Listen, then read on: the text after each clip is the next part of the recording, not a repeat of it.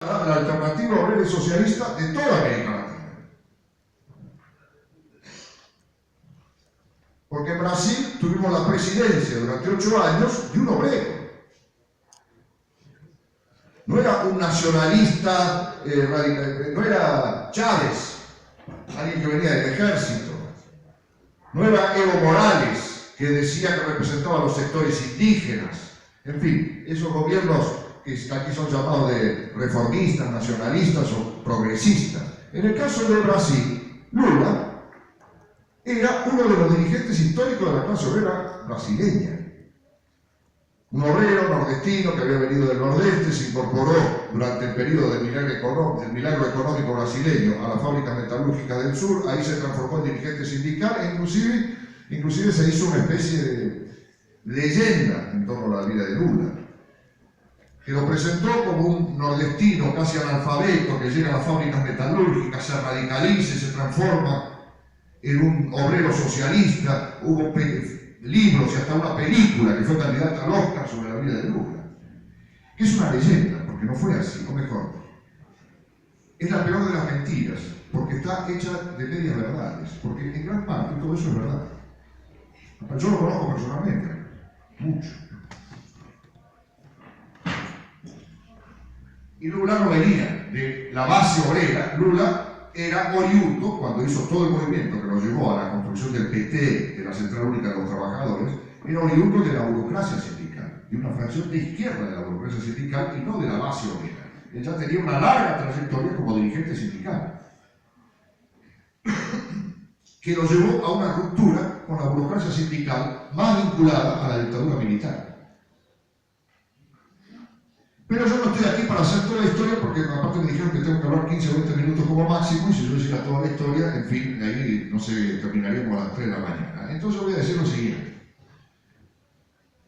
Lo que está pasando en Brasil, que es el agotamiento de la experiencia política del PT y de todo lo demás, cuidado, cuidado, cuidado, ¿eh? Yo no estoy diciendo que la figura política de Lula se agotó. Porque cuando se trata de hablar de que estamos viviendo el agotamiento del progresismo, no se haga la ilusión de que el progresismo va a acabar la semana que viene, porque no va a acabar. Probablemente, si hubiera elecciones en Brasil y Lula fuera candidato, están intentando impedirlo metiéndolo en cana, porque eso le impediría ser candidato, probablemente ganaría las elecciones. Yo creo que no, pero muy probablemente la ganaría. Entonces nosotros tenemos una situación política en la cual el problema es que la ganaría en condiciones completamente diferentes de las que la ganó por la primera vez en el año 2002. En condiciones de extrema crisis, y donde una eventual victoria de Lula sería, que no la quiere el imperialismo, porque Lula en este momento sería totalmente incapaz de hacer lo que hizo en 2002, a saber, integrar los movimientos sociales, la clase obrera, los movimientos campesinos, los movimientos juveniles, hasta porque en Brasil todos esos movimientos que aquí fueron mencionados, las ocupaciones de escuelas y de todo lo demás, no tienen ninguna referencia con el PT, ninguna. El PT para la juventud ha dejado de ser una referencia política, y debemos decir lamentablemente que no solo el PT, sino prácticamente toda la izquierda. Esos movimientos no tienen nada que ver con los partidos de izquierda. Y se está viviendo una crisis dantesca de la izquierda brasileña. Y es frente a esa situación que yo quiero apuntar y meter el dedo en la herida, porque es ahí que nosotros tenemos que intervenir, porque si no, esto va a ser una proclamación de los días domingos. Vamos a decir por una alternativa obrera y socialista, ¿cierto? Pero esa alternativa obrera y socialista, ¿cómo? Además, en Brasil, decir una alternativa obrera y socialista no es llegar con ninguna novedad, porque en Brasil tenemos una izquierda que tiene una larguísima trayectoria y que ha estado en el gobierno en los últimos 14 años. Y nadie gobierna un país durante 14 años porque tiene una cara linda. Se gobierna un país durante 14 años porque se hace algo y porque se consiguió tener un consenso que le permitió ganar 3, 4 elecciones consecutivas. El PT, no el PT, sino la coalición de Frente Popular encabezada por el PT, ganó 4 elecciones consecutivas. Cosa que ningún gobierno de toda América Latina puede presentar un récord semejante, un currículum semejante. Y sin embargo, y ese gobierno que ganó 4 veces consecutivas, acaba de ser destituido por la Cámara de Diputados. ¿Y quién lo destituyó? Los aliados del gobierno. lo mismo que constituía, porque, digamos así, la Cámara de Diputados de Brasil tiene 513 diputados, el PT tiene 91, o sea, menos del 20%. Para gobernar estaba aliado con otros partidos, que era el llamado Frente Popular y lo que se llamaba la base aliada. Lo que lo bajó a Dilma Rousseff fue la base aliada, no la oposición. La oposición lo bajó, claro, pero la base aliada principalmente. Y quien está ocupando el gobierno es un chorro, denunciado frente a la justicia, que era el vicepresidente, que fue el que le hizo la cama a Dilma, pero era el vicepresidente. Por un partido que se presentó en varias elecciones presidenciales, desde la redemocratización y el fin de la dictadura, y que nunca llegó a tener, que es el partido más corrupto del Brasil, llamado PMDB, que nunca llegó a tener ni siquiera 5% de los votos, y actualmente dirige el Brasil. Es prácticamente una operación de prestidigitación. Un partido corrupto hasta la médula de los huesos, que cuando presentó candidatos propios nunca llegó a tener 5%, está dirigiendo el Brasil. Gracias a que fue el aliado privilegiado del PT en la coalición, ¿cierto?, que lo presentó como un partido progresista que iba junto al PT a transformar democráticamente el Brasil, mejorar la situación de los explotados, sacar a todo el mundo de la pobreza y todo lo demás.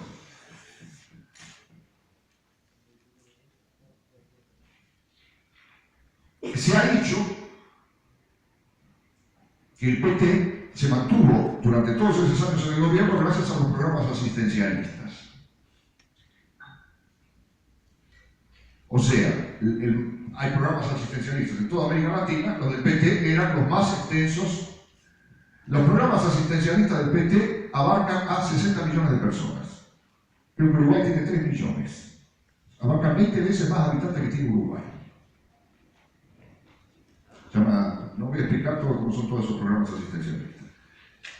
Sin embargo, no fue eso lo que garantizó básicamente. Es cierto que en algunos estados el PT llegó a tener 80% de los votos, 85% de los votos en los estados más pobres, pero no fue eso la cuestión. La cuestión fue la estabilidad económica, porque si no, la burguesía lo hubiera bajado utilizando este recurso que acabo de utilizar. Porque el PT nunca llegó a tener 20% de la Cámara de Diputados, lo podían bajar a cualquier momento. Pero lo bajaron ahora, después de 14 años de gobierno. Me acaban de indicar que tengo apenas 5 minutos, entonces voy a lanzar los conceptos fundamentales que tenemos aquí, que son los siguientes.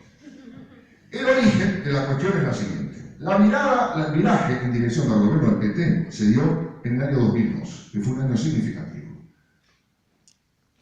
Porque en el año 2002 tuvimos una crisis revolucionaria en la Argentina, un lockout patronal y una tentativa de golpe de Estado militar para derribar el gobierno de Chávez en Venezuela y la victoria electoral del PT y de Luis Ignacio Lula da Silva en el Brasil. Fue el año en que se dio todo el viraje en dirección de la situación actual.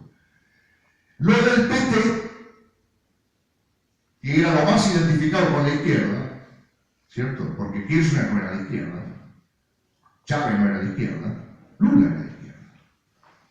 Y fue la referencia para toda la izquierda continental.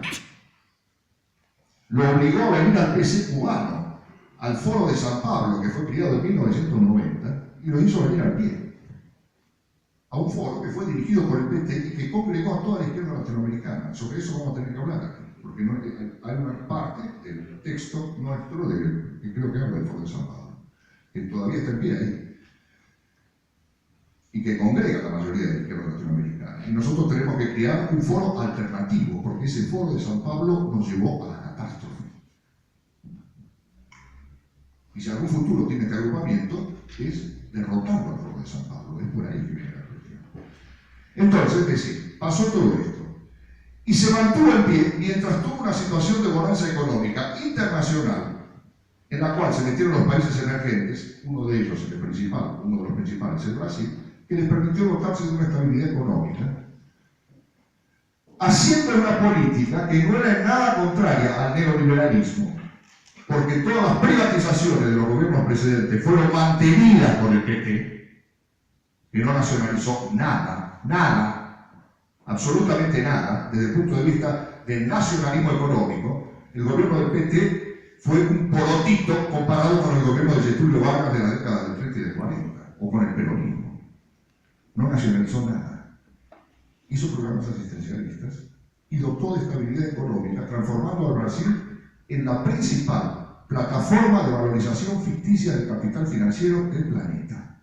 El Brasil tiene las tasas de interés más altas del mundo hasta el día de hoy. El mejor negocio del mundo es tomar dinero en Tokio con menos 1% de tasa de interés y ponerlo en Brasil a 30% de tasa de interés. Con eso se mantuvo la estabilidad económica.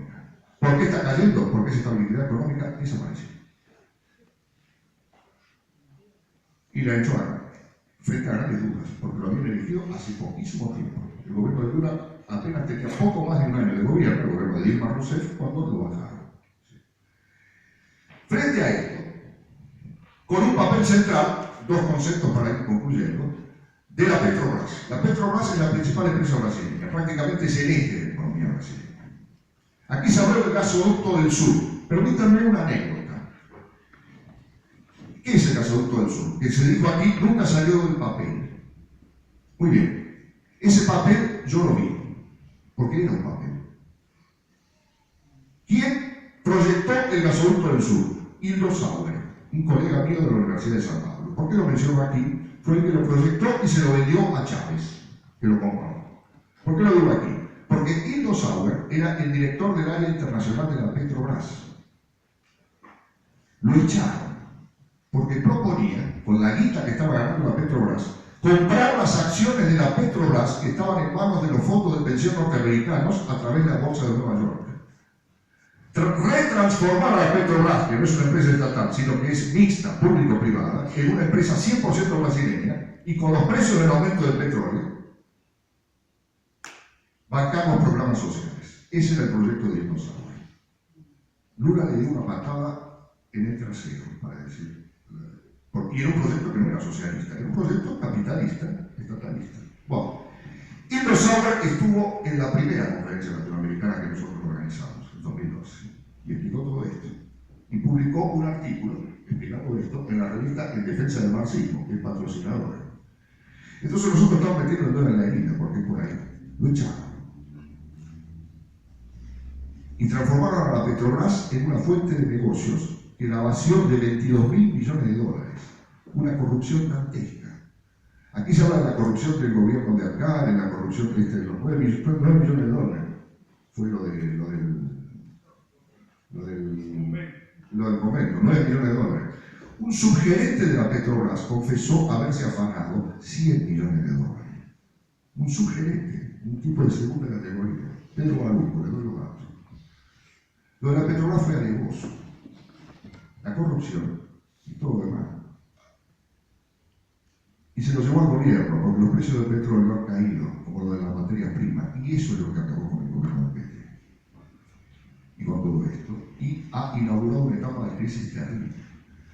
Porque lo que pasó ahí, bueno, no voy a explicar todos los detalles, pero digamos así, es que ha fracasado el intento de crear un capitalismo nacional en torno de la Petrobras con los capitalistas amigos de Luis Ignacio Lula da Silva, que se fueron todos. Uno de ellos, Eike Batista, llegó a ser la 7ª fortuna del mundo. Actualmente no tiene guita ni para pagar un alquiler. Se fue todo al diablo. Es alevoso lo que está aconteciendo en Brasil y es una crisis monumental. Bueno, para concluir la cuestión, porque me están diciendo, yo estos conceptos y todo lo demás lo puedo ampliar, después en el debate que nosotros hagamos. Se está yendo todo al diablo.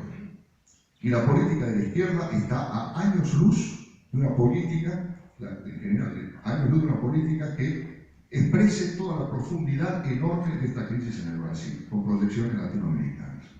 Lo digo porque tenemos en el PT una división espantosa. En torno a la elección del nuevo presidente de la Cámara de Diputados, los 90 diputados del PT votarán divididos entre candidatos derechistas, o sea, se han sumado al golpismo. El PSOE impulsa como candidata a presidencia de la Cámara de Diputados y a la principal elección que va a haber en octubre, que es la Intendencia de San Pablo, a la señora Luisa Erundina, que fue ministro, que fue intendente de San Pablo, ministro del gobierno neoliberal de Itamar Franco, o sea que el PSOE nos está queriendo vender como alternativa de izquierda, nada menos que una persona que fue expulsada del PT por haberse vendido al neoliberalismo. Del PT, el PT uruguayo, el PT de Brasil.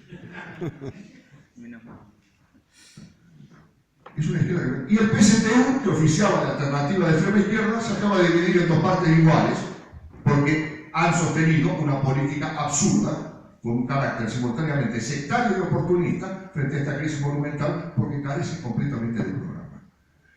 Para concluir, es necesario que esta conferencia saque conclusiones políticas profundas acerca de la experiencia brasileña y su validez en toda América Latina, para que en el Brasil la cuestión de una alternativa libre socialista y de los Estados Unidos socialistas de América Latina sea puesto en la agenda política. Para eso es necesario construir una nueva fuerza política en Brasil. Muchas gracias.